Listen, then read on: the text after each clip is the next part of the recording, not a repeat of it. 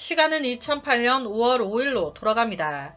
이날 대만 타이중은 하루 종일 많은 비가 내렸어요. 그렇게 오후 5시쯤 큰아들이 퇴근해 집에 돌아왔습니다. 그렇게 샤워하고 옷 갈아입으려고 아무 생각 없이 집 거실로 들어서는데 거실에 엄마가 피투성이가 된 채 쓰러져 있는 거예요. 이미 사망한 상태. 시신은요, 섭리불에 얼굴이 가려져 있었습니다. 얼마나 그 한이 서렸는지 눈도 뜬 상태로 죽어 있었대요. 현장은요, 거실 바닥하며 TV하며 온통 피범벅이었습니다. 그녀의 몸에 무려 10군데가 넘는 칼에 찔린 자상이 발견됐어요. 치명상은 목을 찔린 거였습니다. 이 엄마 수야우에이는 50세로 가정주부였어요. 남편은 무역회사의 고위관리.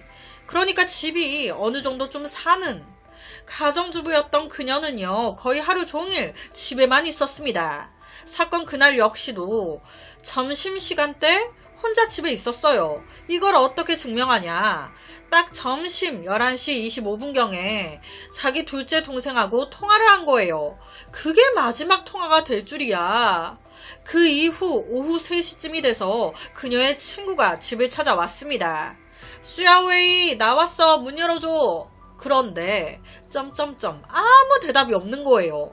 즉 추정했을 때 11시 25분 동생과 통화하고 오후 3시 사이 무슨 일이 벌어졌구나. 그 사이 살해당했구나. 현관문이나 창문에 손상된 흔적, 침입 흔적은 전혀 없었습니다. 문을 열어줘서 들어온 듯 보였어요. 집은요, 완전 난리 장판이 나 있었습니다. 거기다 집 안에 사라진 금품들이 꽤 있었어요. 그녀의 핸드폰부터 신용카드나 금반지, 팔찌 등등.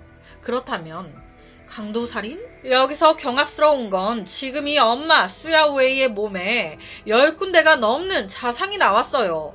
범인이 난도질했다는 건데 그 이후 범인은 하나도 당황하지 않고 놀래지도 않고 여유있게 물 한 잔을 마셨습니다.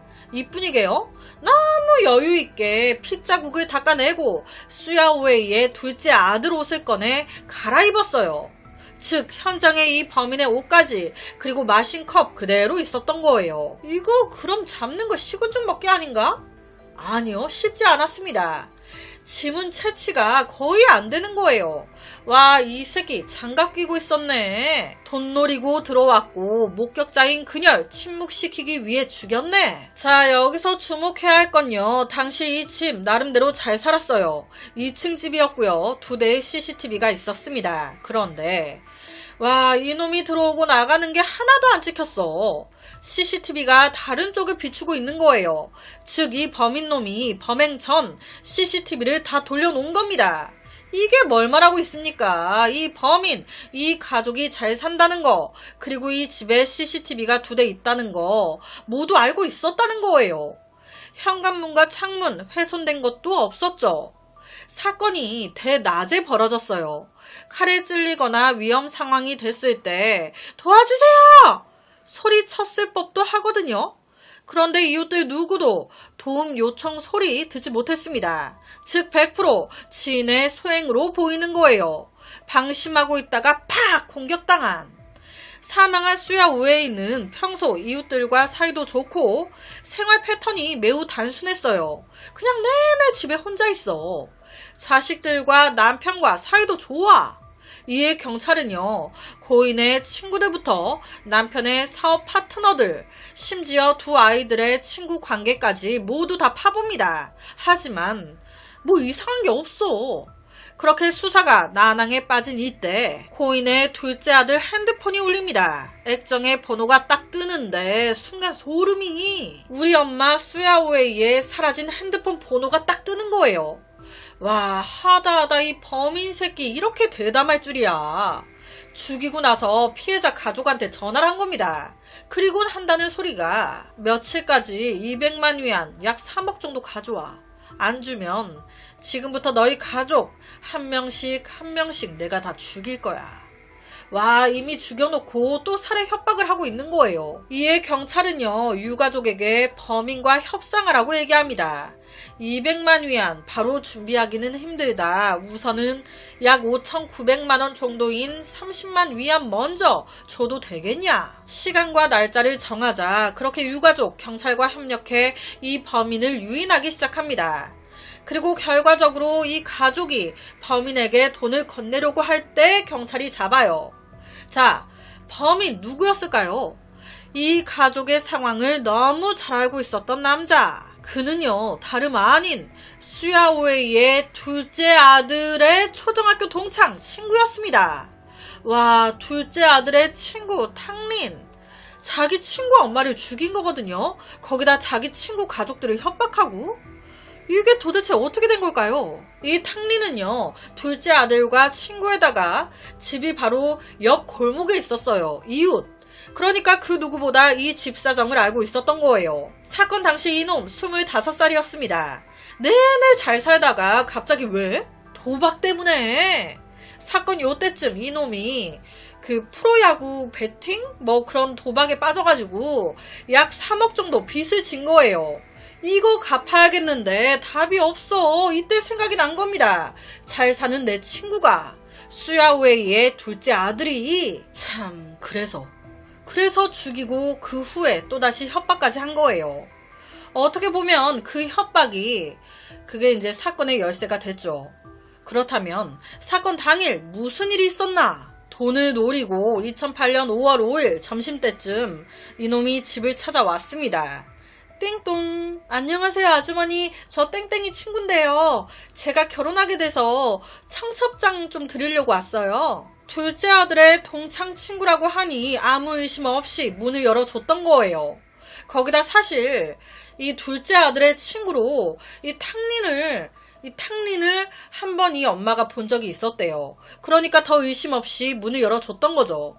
이 새끼 집에 자연스럽게 들어오는데 문제는 이때 그녀 전화 중이었다는 겁니다. 누구랑?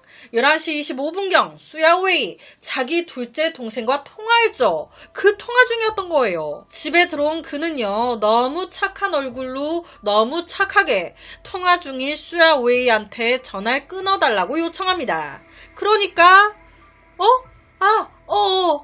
전화 끊자마자 돌변한 거예요. 돈 내놔. 돈만 주면 나 그냥 갈게. 순간 얼마나 놀래요. 그러니까 수야오웨이가 바로 뒤를 돌아 부엌으로 향한 겁니다. 왜? 부엌 쪽에 문이 하나 더 있었거든. 그 문을 열고 나가도 밖으로 통하거든. 현관으로는 못 나갈 것 같으니까 부엌 쪽으로 해서 도망가려고 한 거예요.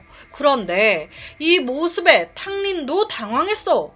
바로 칼을 꺼내 뒤쫓아간 거예요. 도망가는 수야오웨이의 등을 베버립니다.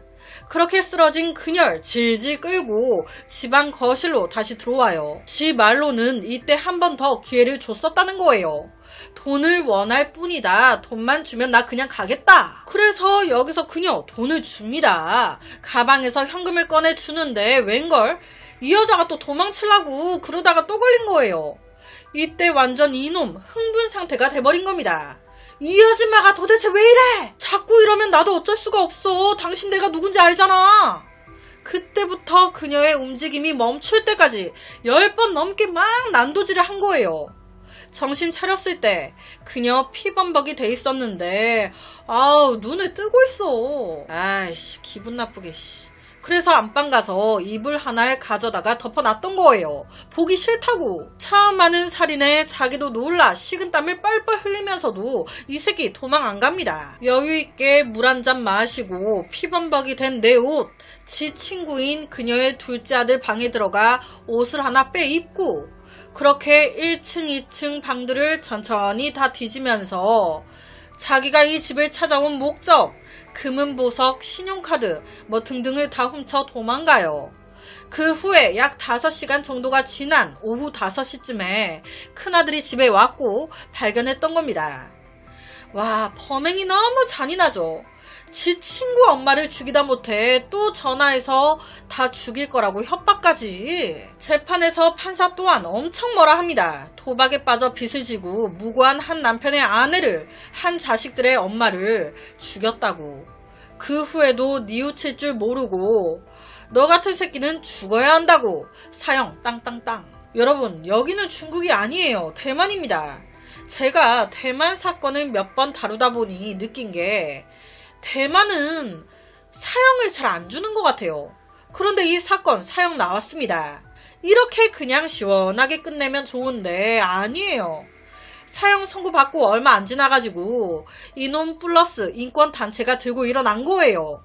사형 폐지해야 된다. 하지만 실제 대만 여론의 80% 이상이 사형 폐지에 반대하고 있다고 합니다. 사형해야 한다고. 결론은 2024년 일부 사형수들에게 특별 항소를 제기할 수 있도록 허용을 해줬대요. 그러니까 이게 잘은 모르겠는데 사형수들에게 한 줄기 빛을 선사해 버린 거예요. 사형 집행의 두려움도 면할 수 있게끔. 거꾸로 보면 피해자 가족들 입장에서는 진짜 울분이 터질 일이죠. 여튼 사형 선고받고 집행은 안 한 채 아직까지 수감이 돼 있습니다. 참, 내 둘째 아들의 친구가, 그것도 한 번 우리 집에 놀러왔던 친구가 정말 믿을 사람 하나 없죠. 이 둘째 아들 또한 엄청 충격을 먹었을 것 같아요. 그래서 오늘은 대만에서 발생했던 한 살인사건을 가지고 왔습니다.